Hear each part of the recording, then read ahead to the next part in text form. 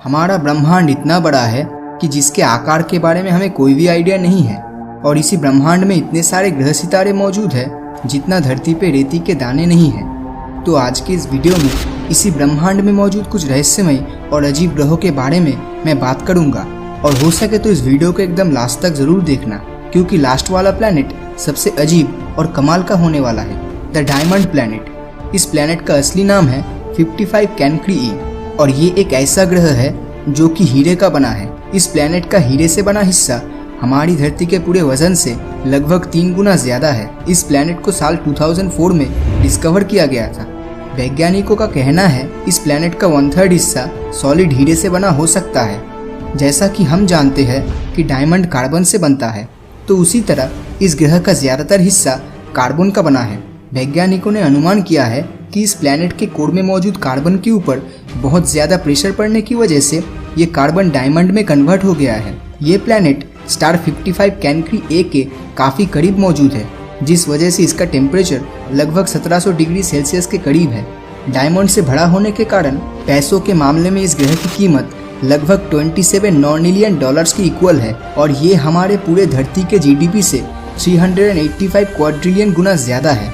Idea के तौर पे एक क्वाड्रिलियन मतलब 1 के पीछे 15 जीरोस और एक नॉर्निलियन मतलब 1 के पीछे 30 जीरोस। आई होप इससे आपको एक आइडिया तो लग ही गया होगा कि इस ग्रह की क्या कीमत हो सकती है। अगला प्लैनेट है केपलर 452b। 2015 में नासा के मुताबिक धरती के जैसा एक प्लैनेट डिस्कवर्ड हो चुका है, जिसका नाम दिया गया है केपलर 452b। जैसे हमारी धरती का अपना खुद का सूरज है, उसी तरह केपलर 452b का भी अपना सूरज है, जिसका नाम है G2। हैरान कर देने वाली बात यह है कि धरती से सूरज की दूरी जितनी है, केपलर 452b के साथ उसके सूरज की दूरी भी लगभग उतनी ही है और यहाँ का एटमॉस्फेरिक कंडीशन भी लगभग हमारी धरती के जैसा ही है। मतलब हमारी अर्थ की तरह यहाँ भी पानी, मिट्टी और हवाएं होने की प्रबल संभावनाएं हैं। इसका मतलब यहाँ पर धरती की तरह बहुत से विचित्र प्रजाति के जीवों के होने का हायर पॉसिबिलिटीज है। पृथ्वी के साथ इतनी सिमिलरिटीज होने के कारण इसे अर्थ 2.0 भी कहा जाता है। सूरज का एक चक्कर लगाने में धरती को 365 डेज लगता है और वही दूसरी तरफ केपलर 452b को अपने सूरज G2 का एक चक्कर लगाने में 385 डेज जितना समय ले लेता है। मतलब दोनों के रिवोल्यूशन टाइम में सिर्फ 20 दिन का डिफरेंस है।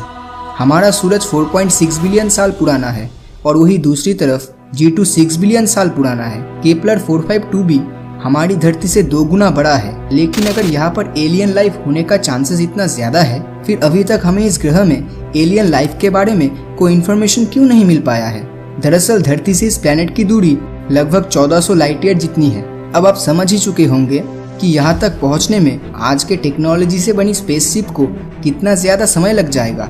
लेकिन अगर फ्यूचर में नासा, स्पेसएक्स और इसरो जैसी स्पेस एजेंसी अगर स्पेस ट्रैवल टेक्नोलॉजी को फ्यूचर में इम्प्रूव कर पाए, तो हो सकता है भविष्य में हम इस ग्रह पे कभी ना कभी जरूर पहुँच पाएंगे। अगर ये दोनों प्लैनेट्स के बारे में जानकर आपको मजा नहीं आया हो, तो जरा इस अगले प्लैनेट के बारे में सुन लीजिए।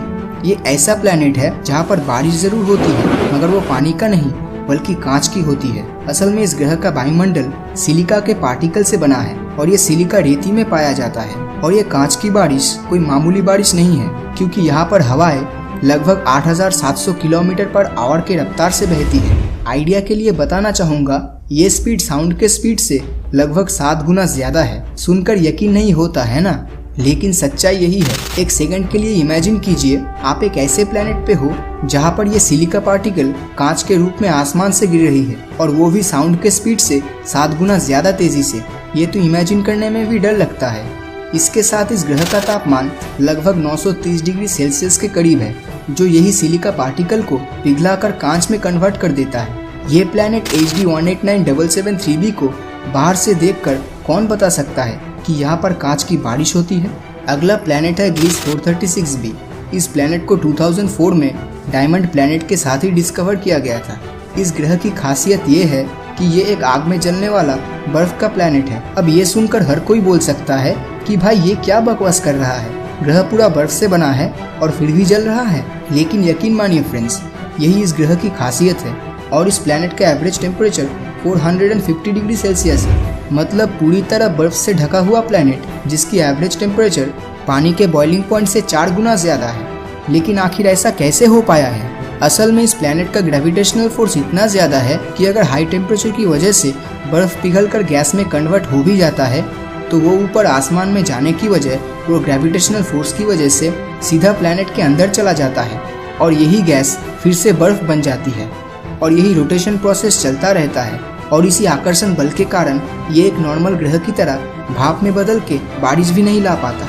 इस प्लैनेट का आकार हमारे सोलर सिस्टम में मौजूद नेपच्यून के बराबर है और अपने सूरज का एक चक्कर लगाने में सिर्फ 2 दिन 15 घंटे का समय लेता है। मतलब यहाँ का 1 साल धरती के लगभग 2.5 दिन में ही खत्म हो जाता है। तो अभी तक मैंने जितने भी प्लैनेट्स के बारे में बताया वो सब हमारी धरती से बहुत ज़्यादा दूर मौजूद है, लेकिन लास्ट वाला प्लैनेट हमारे सोलर सिस्टम में ही मौजूद है जिसका नाम है टाइटन, जो कि सैटर्न यानी शनि ग्रह का चांद है। जैसे धरती का अपना नेचुरल सैटेलाइट मून है, ठीक उसी तरह सैटर्न का भी अपना मून है जिसे टाइटन कहते हैं।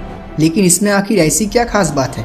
टाइटन का एटमॉस्फेयर इतना डेंस है कि ईयर 2005 से पहले हमें ये पता भी नहीं था कि इसके भीतर की सतह पे क्या क्या मौजूद है। तो 2005 के बाद वैज्ञानिक टाइटन के भीतर की सतह के बारे में जान पाने में सक्षम हुए थे, जो कि कुछ इस तरह दिखता है।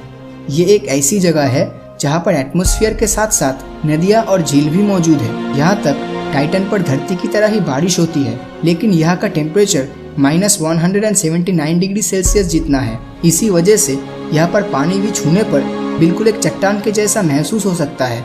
और यहाँ पर natural gas methane gaseous condition में नहीं बल्कि लिक्विड स्टेट में रहता है। तो अब तक जो रिवर, क्लाउड्स और लेक्स की बात कर रहा था वो असल में पानी का नहीं बल्कि मीथेन गैस का बना है।